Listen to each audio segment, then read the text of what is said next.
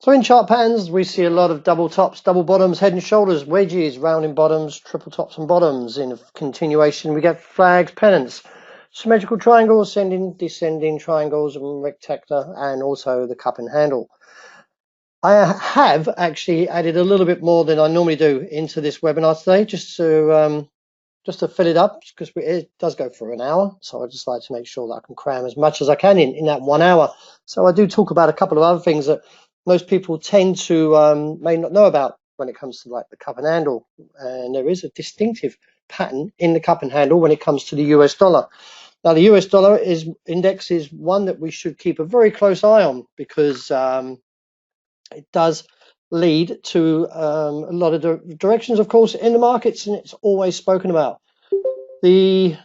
Just in short is that we get to that last segment. I'll talk a bit more about the US dollar, but just go through just some of the patterns for now, and then you can see a little bit more that I've added into this webinar, which I felt was a little bit empty. So I thought adding some other things that's not talked about in the markets, that I feel as a trader and also as an analyst that you should add more to your trading style. So you don't want to put trades on if you can't see any patterns in the markets. If you're looking, and I've struggled over the last week to try and find some patterns, and that's not with the majors, but that's also with the crosses and all the other markets that are out there. So what that tells me is that if there's no patterns in the market, there's no reversals, no trends, no continuation patterns, you don't trade.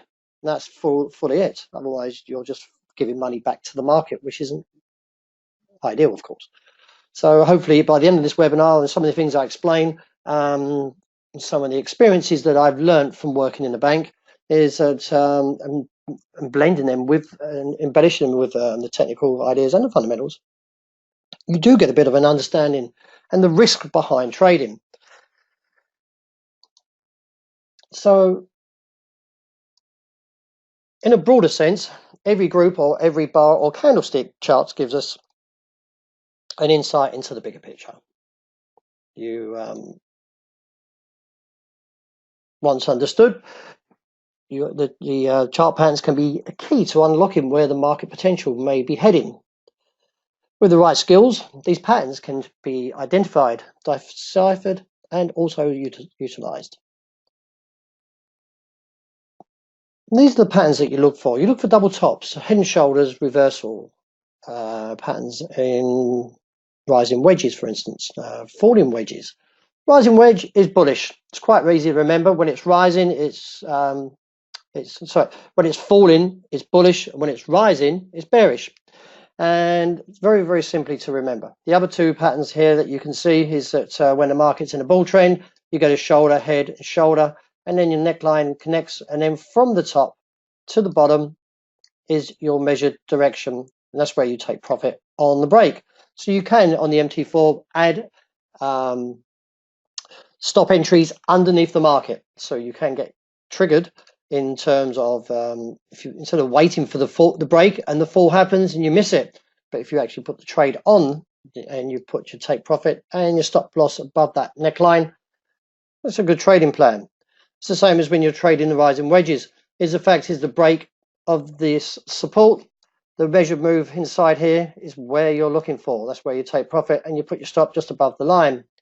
Vice versa, when it comes to a falling wedge, the same thing. You put a buy entry above there, stop loss under there, and the measured move is where you're looking for to the top side. What time frame patterns are the most effective? Well, chart patterns and signals are effective on every time frame.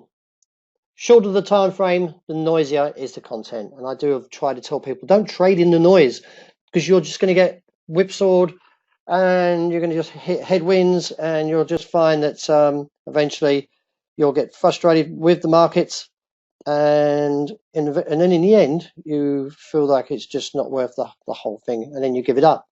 And so when it comes to trading, look for the broader picture first of all, because the broader horizon, like the daily, weekly, and sometimes even the monthly, can be the most accurate and also determination of where the trend is really lying. Is it really bullish? Is the market really coming, or is it coming to an end of its cycle? Is the market going to turn around? So let's start with the flag. when it comes to flag, is that we've been in a bull trend for a little while, and the market's sort of been traveling up here, takes a pause, and then the dynamics of the bulls take back the helm, and the market rallies. And then in that pause of the rally, the market catches its breath, and sometimes you'll see this pattern come through. From the base here to the top is normally the pole of the measured move from the break. So if you're going to trade this, then you'll put a buy entry above here, you'll put your stop, you'll take profit here, and your stop loss underneath. In that effect, you've worked on your risk management straight away, because you've ascertained how much you want to make in the break of this move. You've ascertained also how much you're actually willing to risk when it comes to where your stop loss is, because you're going to be underneath where this flag top is. Once resistance is now support, and then you'll get the measured move up, and this way you'll take profit.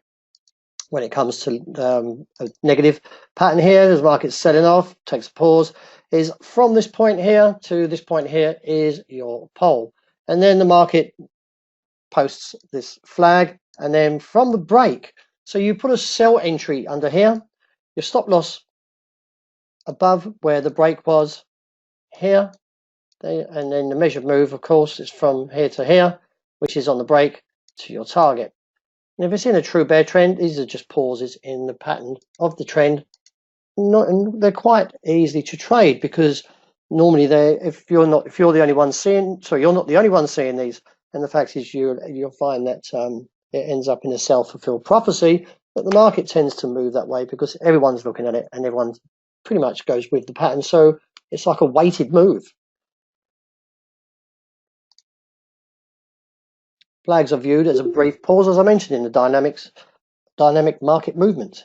Flags are viewed as reliable continuation patterns, but only confirmed by the break. So when you're trading them, if you're not going to put an entry in here, but you'd rather wait for the break, then don't trade inside here, because the market can actually reverse. So you would like the confirmation from the break. You know pretty much where the target is, given by the measured move of the pole.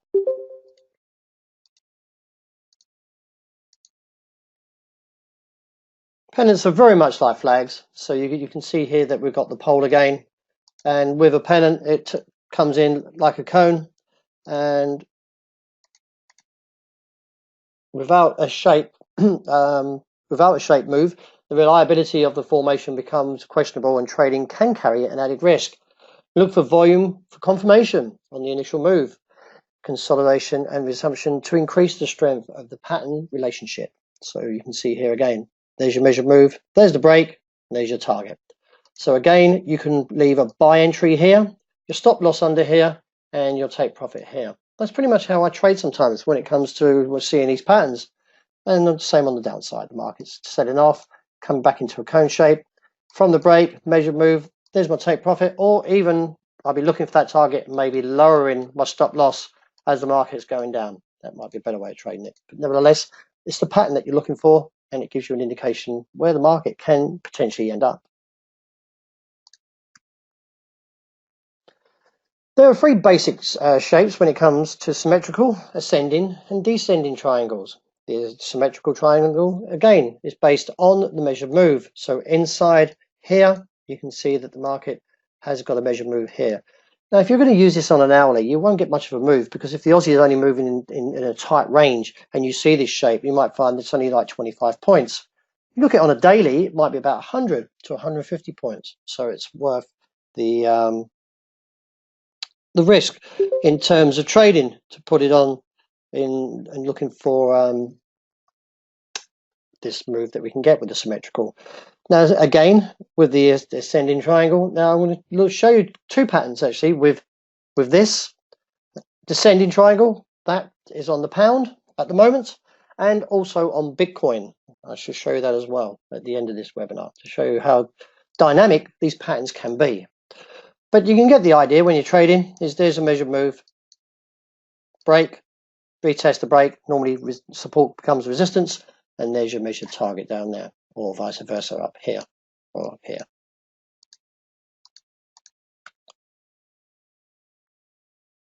There are two basic shapes to a wedge, falling and rising. The falling wedge, as I mentioned before, is a bullish pattern that begins wide at the top and contracts as prices form lower highs and lower lows.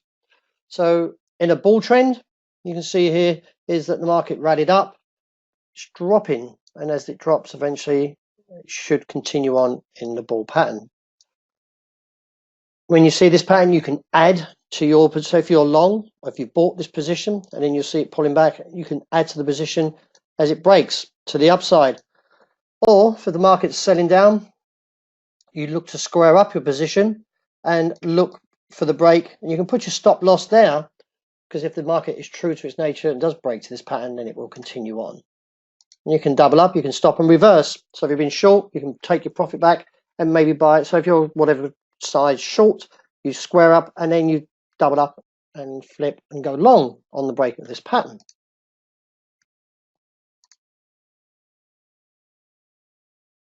The rising wedge is bearish, is a bearish pattern that begins wide at the bottom and contracts as prices move higher and the trading range narrows. So here's another way of trading it. So when you've got a rising wedge, the fact is you put your stop entry here.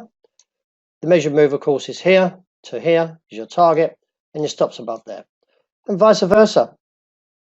You put the stop here, put your entry point here where you want to actually go long and take the measured move up, or you can just raise your stop if it gets to your target. You don't actually have to take profit there. You can just keep raising it in case it does continue on.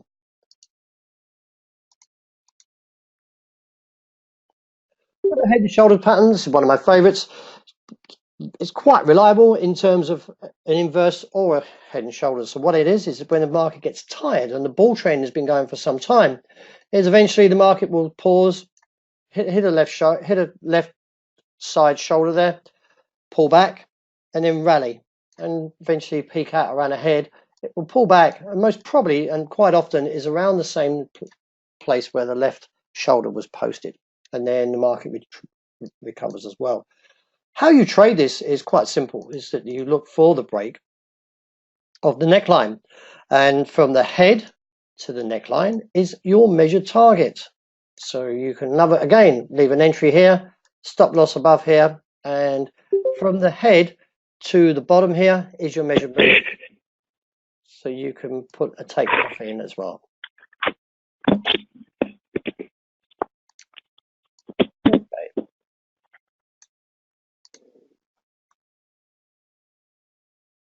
And like with the inverse head and shoulders as well, is that when you're trading and the market's been in a bear trend, so the market's selling off, is you get the first shoulder, rises up, drops, gives you the head, rises up, the next shoulder, breaks the neckline.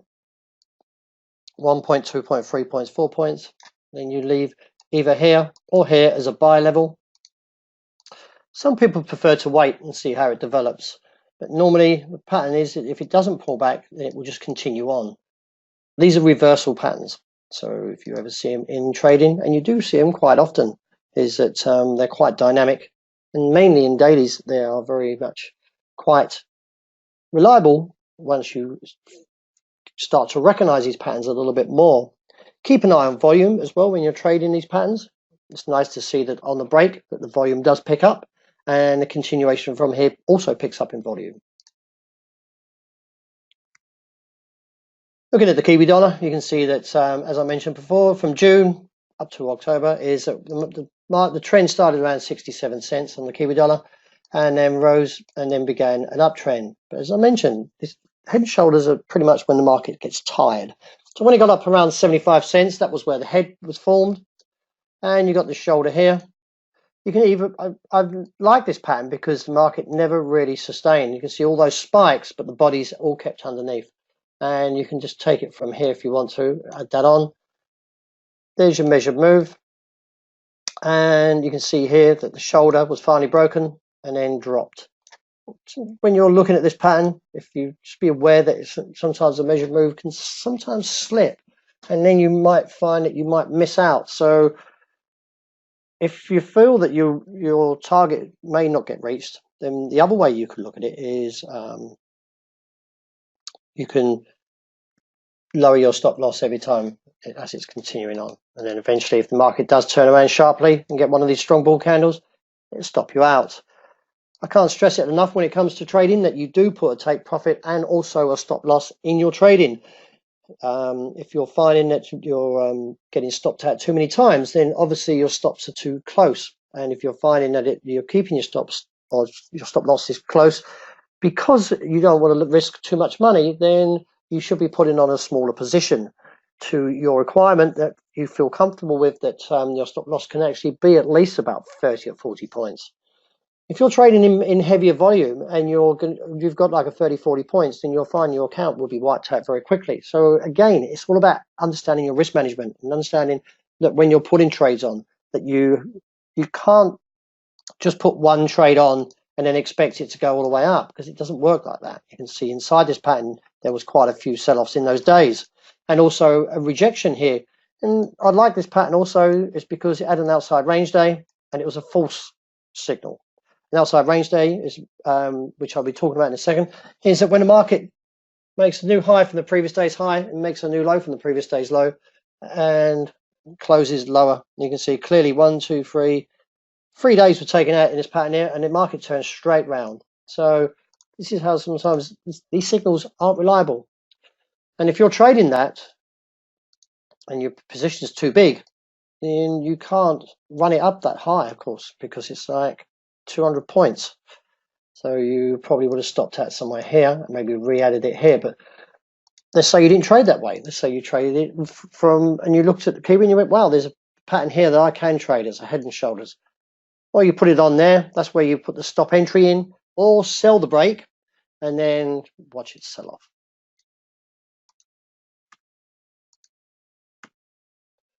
It's an inverse head and shoulders again. You've got the trend here. You've got one shoulder. There's the point.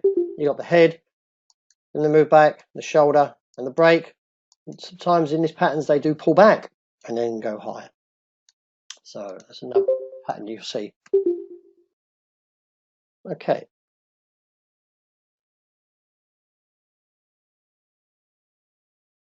When trading double tops or double bottom reversal patterns, double tops are identified by two peaks of similar height, followed by a break below the level of the intervening trough. And you can see here that from that point to that point is the measured move. So you can sell the break. If you've sold in here, you can add to the break. And if you can sometimes see you can identify that these two peaks does give an indication from the break is the measured move down here. Vice versa is the psychology behind a double top is that the market participants have attempted to breach a new high and failed, leading to a broader based sell-off, and vice versa, an inverse or reversal double bottom. So you can see here, there's your measured move again, there's your initial target. It's similar to the inverse head and shoulders, but there's no head, it's just two troughs in this stage. Okay.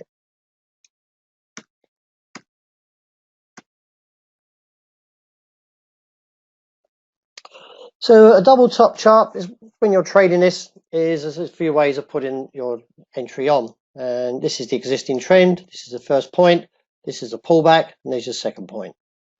You can add here if you want to a short position, or you can watch for the reversal from the candlestick of the entry point. So you can go here, or you can wait if you find that scenario is a little bit too not for your comfort zone.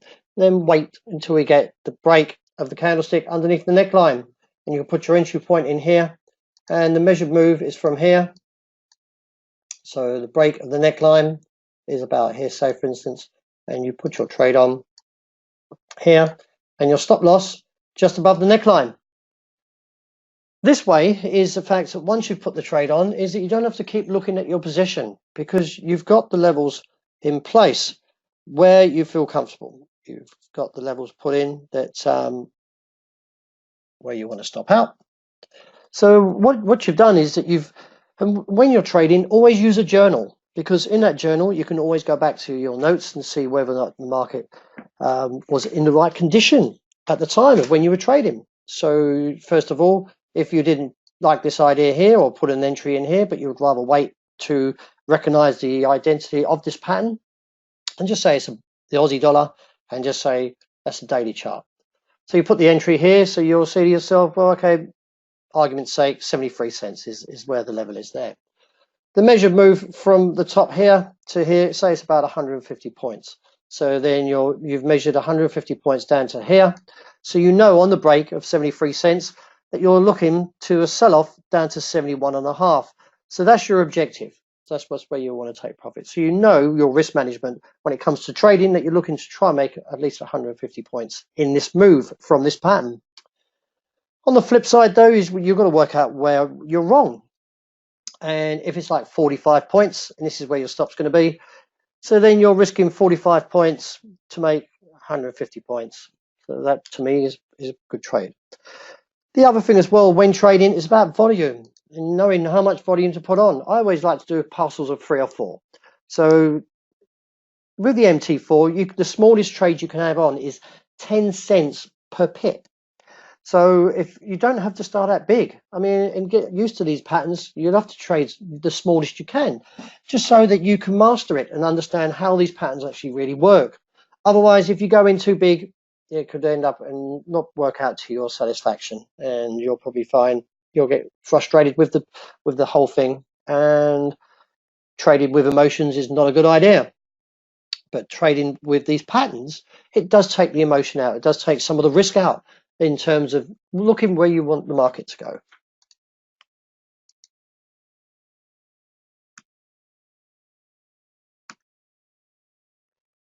So that's the picture that you're looking for in terms of how this pattern plays out.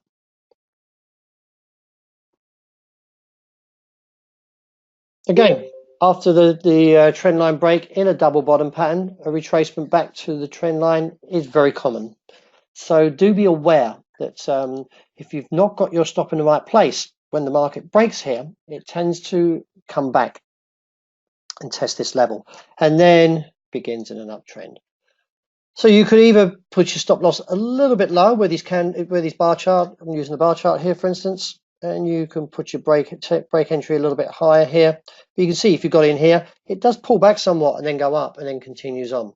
But the point I'm making here is just be aware in where you place it, because you don't want to have the right idea that your view is up here, and you find that you've worked off the measured move here to get to somewhere here, and you get stopped out and then the market moves up. That's quite frustrating as well, is that you had the idea, you can see what the market pattern had the potential of going, but you miscalculated.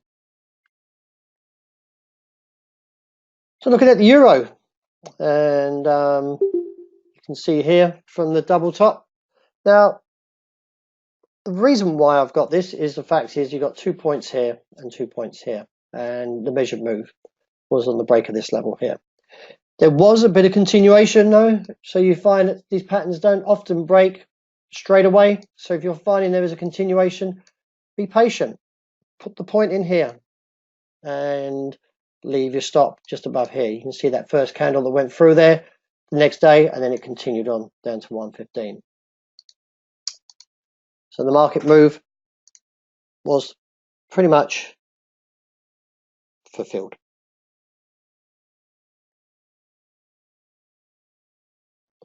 Triple tops and triple bottoms are more dynamic.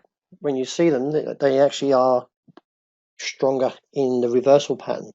So when you see these patterns in a declining trend and you get 1, 2, 3 and a break, the measure move is here. Of course, the measure move is going to be up here, but it's strong.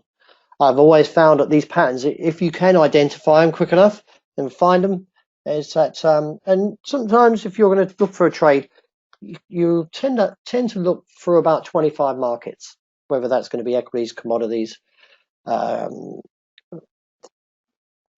currencies, whatever you like trading, crosses, so majors. I mean, they're all there. You'll see eventually over time that these patterns are there. So with a triple top or triple bottom, is that the market goes once, twice, 3 attempts. On the 3rd attempt, it eventually turns back and takes out the top side, breaking through the top and continues on.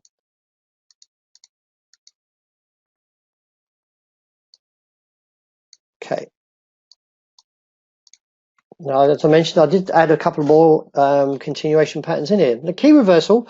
Now, you'll often find people talking in the markets that there's a bearish pattern, bearish reversal, or if there is a bullish reversal, or there's a key reversal, or in terms of how the market's trading. Now, the difference between a bearish reversal and a keyish reversal is the fact is with a key reversal is it opens above the previous day's high. Depending what time frame you're using, it could be the previous hour or the previous week. So depending on whatever that is. So market opens, I shall use day. So the market opens up above the previous day, makes a new high, sells off, breaks below the previous day's low, and then makes and closes underneath there and continues on. This is a reversal in an uptrend. In a downtrend is the fact is the market closes here, opened beneath the low of the previous day, makes a new low, rallies, breaks above the previous day and closes higher.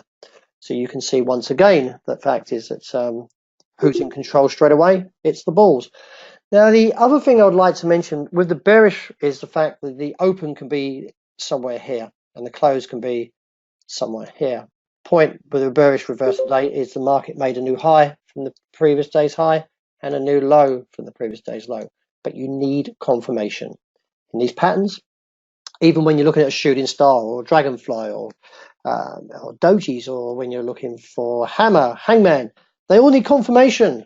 An evening star, a daily star. I mean, they all need confirmations. So wait for the confirmation.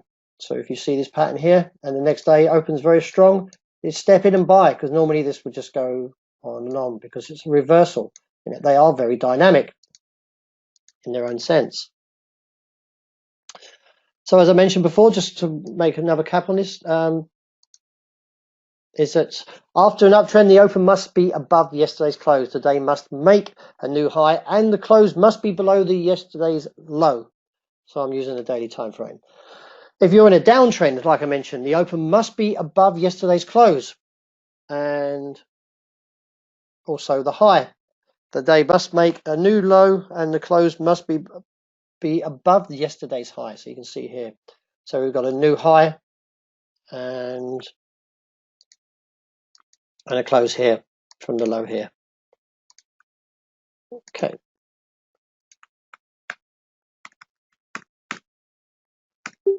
So we ask ourselves, why does it matter? Why do we look at these patterns? I mean, what's the relevance behind them? Like any technical analysis pattern, being able to predict a turn in the trend adds one more tool to the trader and can be used potentially as an entry and exit point. Because when the indicators don't often give you those signals that you're looking for, or you're seeing this pattern and the indicators are marrying up together, then that's when you want to put a trade on. That's when you're taking a lot of the emotion out of it, because you're relying on the pattern and also its potential direction of where it's going. The pattern can provide for early entry into reversals. So if you're short or long, you can sometimes get out and make a little bit more on your profit side. But without confirmation, such as momentum divergence, and I do trade a lot with divergence, trading key reversals can prove to be a very high risk strategy. The ease of entry, though, and the clear rules associated with trading it makes the pattern a simple one to identify and to execute. So here's a break of the trend. You've got the outside range day, and then the market took out or bearish outside range day, should I say, and then the market took out the trend, and then the pound continued on. So you'll put your entry in the next day. So the market closed here, just in front of that trend. You put your entry there, and the market does sell off. With the Aussie, you see an outside range there when it traded around 77.5, and then the market did fall quite significantly. No turnaround here, but I'd say if you look at this pattern here, so you got this low and this low, is the fact is if you've got an indicator showing you some divergence, is that it can give you a good opportunity to step in, because you probably might catch the next move to the upside. Okay. With the dollar yen, again, when it traded around 107, the market did sell off quite significantly, and you will be able to catch that move. Majority of the times I put my stop loss half of that candle on the outside range. So if I'm selling somewhere here, I don't want to get stopped at, so I want to try and keep it at least a half or a little bit higher. And again, don't put one trade on and the volume's too big, because what would happen is if you put whatever size on and it gets up to a point where you're getting uncomfortable, you'll stop out, and then this would happen and you get quite frustrated. The fact is that where you're going wrong in your trading is not about you're getting the entries right. It's just that you're trading at the wrong size of volume, because the market's taking you out because you're getting too uncomfortable in terms of the size of the position.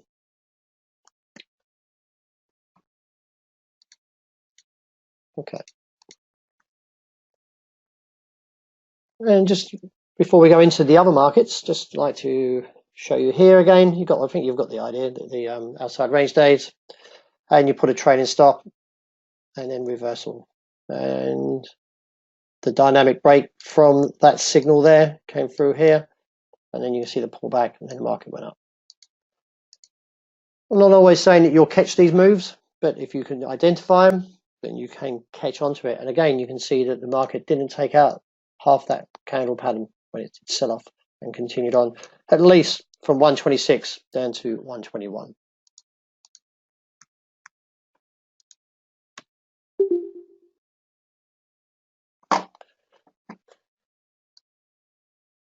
So my conclusion is get used to these patterns before experimenting with them, as trading without experience to these patterns can be devastating to your portfolio.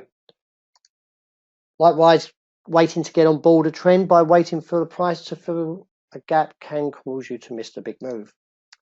Gaps are significant technical developments in price action, and like I was mentioning about the Aussie, the Aussie opened up on Monday of around 60 points. Now, if there is concerns about the Trump situation with the tariffs, the Aussie is probably going to give back 60 points and fill that gap, and it did actually fill that gap. So the low today was 94 and 72. So you should not ignore these patterns, because Japanese candlesticks analyze is filled with patterns that rely on gaps to fulfill their objectives. Now, I'd just like to add a little bit of technical analysis in this, because we've got a little bit of time. I talk about the cup and handle. It's a bullish pattern. It's a continuation pattern, and not many people have heard of it. In the cup and handle is the fact is, as its name implies, there are two parts of the pattern, the cup and the handle. So you can see the market was in an uptrend, and then you get the saucer here, and then you get the side where the handle is, and the market breaks up. The cup forms after an advance and looks like a bowl or a rounding base, like I mentioned here where number 3 is. And you can see here, this is just using a stock that I found, is that there's the top, there's the cup, there's the handle, and it break, and that's where your entry is, breaking there. The reason why I've got this pattern is because if you look at the dollar index, so as the cup is completed, the trading range develops on the right hand side and the handle is formed. So a subsequent break from the handle's trading range, that is, signals a continuation of the prior advance. Looking at sterling yen, here's a great example here. So when you're trading sterling yen, you've got the move up, you've got the saucer, you've got the right side of the cup, and eventually the market goes on. In this pattern, you can only trade it possibly on probably the break here. But when you're looking for patterns in terms of trend, if you're looking at the ADX, that's a trend indicator. But when you're getting this kind of shape coming through, it clearly indicates that the pattern is actually dynamic and it can continue on. But the point I'm making is that where we're going with the US dollar. The basics to the US dollar, and also I'd like to just talk briefly on it and its weighted currency pairs. If whatever market you're going to be trading, just take a note that there is a lot of talk about what the US dollar is weighted to. It's weighted to 6 major currencies. US dollar index, or USDXY, or DX, is an index or a measure of the value of the United States dollar that's relative to the basket of foreign currencies, often referred to a basket of US trade partners' currencies. Currently, though, the index is calculated by factoring in the exchange rate of 6 major world currencies, which are Euro, Sterling, Yen, Canadian, Swedish krona, and the Swiss. The euro was introduced, some of you may not know this, to the world financial markets as an accounting currency on Jan 1, 1999, replacing the former currency unit, or the ECU. The original USDX contained 10 currencies, excluding the euro, of course, being the Western Deutschmark, so we used to trade the German Deutschmark, French franc, the Italian lira, the Dutch guilder, and the Belgian franc. And the euro replaced these currencies. Now, when trading, to be aware that if you're going to be trading the euro, if the dollar index moves 100 points, the euro's going to at least move half that, because it's weighted to the US dollar at 57.6. But if you're going to trade Japanese yen or pound sterling or Canadian dollar, Swedish krona, maybe, maybe not. I know some people do. Or the Swiss franc, is that the markets move less. And especially if you're trading, say, for instance, the Canadian dollar, it's a lot less. The point I'm making here is that when you're trading, is that these markets will move if you've got someone like Trump, like the way he spoke last night. And some people are going, well, I can't make heads or tails of what he's making here. But you can see that some of the things he's saying isn't relatively in a position that the market moves. Now, we did get a fall last night in the dollar index, and it bounced 90 points. The euro went above 114 and dropped down to 113.30. So it gives you an idea that if you're going to be trading something like the euro, how much the markets can move and how aggressive the markets can be. Now, the pound is moving just as much, not with the US dollar, but what's going on with the Brexit. The Australian dollar is moving as much because it's not about what the US dollar is doing so much. It's more about the tariffs now, because the Australian dollar is weighted to the renminbi about 26%. So when you get figures out of China, the Aussie will be moving more so with the Chinese figures, and hence with the tariffs will be moving a little bit more. So when there was a bit of an agreement last weekend on the G20 and the Aussie gapped 60, 70 points on Monday, it's now giving that all back. And because after what was said last night, it doesn't look very promising. So as I mentioned, the weightings are all here.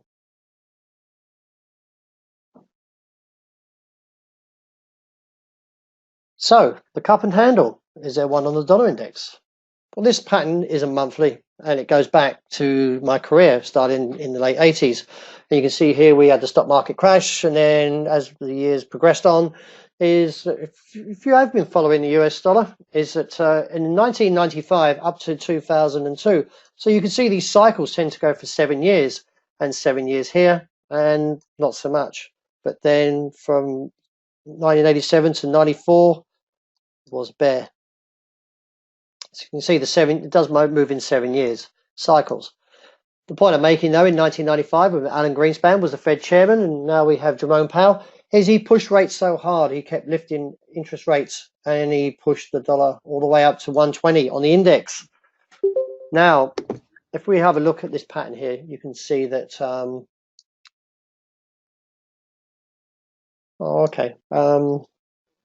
Can you hear me okay now?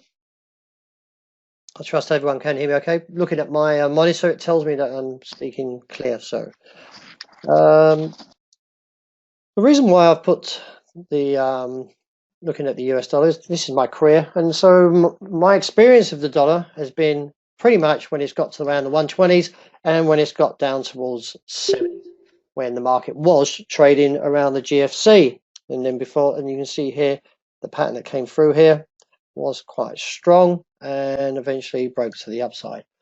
The point I'm making, though, is the cup and handle. Let's have a look, see where this cup and handle takes place.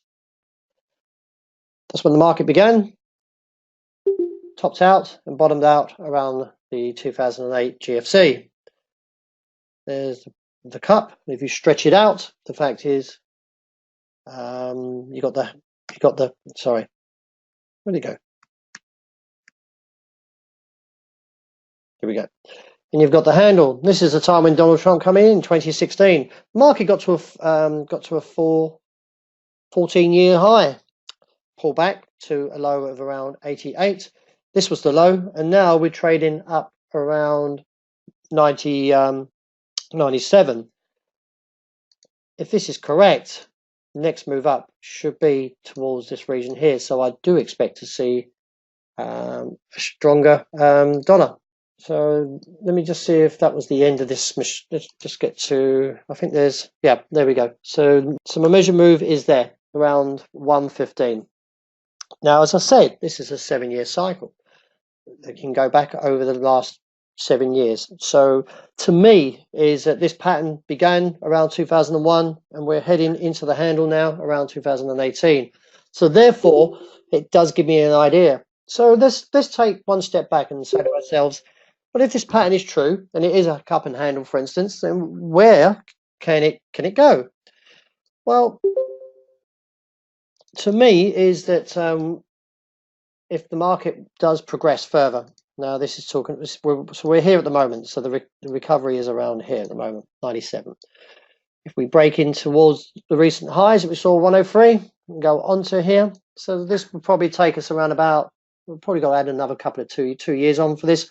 Because why do we need the market to get up that high? Well, we need to see where the Fed's hiking. Because when they were hiking rates before, when Alan Greenspan was really pushing them up, he moved it from roughly around the low 80s up into a high of 120. I'm not calling that. I don't believe that Jerome Powell is, and also Trump will be happy about the fact that the dollar will get that strong. But I would say over the next couple of years, that's where we're heading. What does that mean for the other markets? Well, to me, is the fact is that we'll be looking at the Aussie. If the RBA is going to start keep on their hands, and comfortably at the moment they seem to be, after the recent move yesterday of no move, that is, with keeping rates at 1.5%. This is the 28th month that the RBA hasn't moved rates. In accompanying the statement, though, if you've been following the RBA, the central bank acknowledged the signs of a slowdown in global trade and softer growth in China. The unemployment rate in Australia remains around 6-year low. They're quite happy with that. While the property market has continued to slow in Australia in the two largest cities, which is Sydney and Melbourne. So to me, they're still keeping an eye on most of the things. But the point I'm making is if the US does continue to push rates, the Aussie will eventually weaken, and into next year, into the start of January, the Aussie won't have a 7 on it, and have probably about a 69 or 68. And I think with Brexit, the uncertainties there is the pound can easily drop down towards the regions of around about 120. We've seen them already, and we could see them again. Now, Mario Draghi for the euro, he believes that the markets won't start talking about any kind of hike until the end of next year, around summer. And so that would mean if the US does continue its rate hikes, then of course the euro is going to drop down lower as the dollar strengthens, because the markets aren't mirroring the same hiking pattern. So you can see where I'm going with this is the fact that even the euro could drop down towards the region. So at the moment, my forecast is down about 111.60, but it could go down to about 108, 106 eventually, maybe towards sometime next year, late that is, if this pattern continues. So it gives you a food for thought, a bit of an idea of what the dollar index is telling you.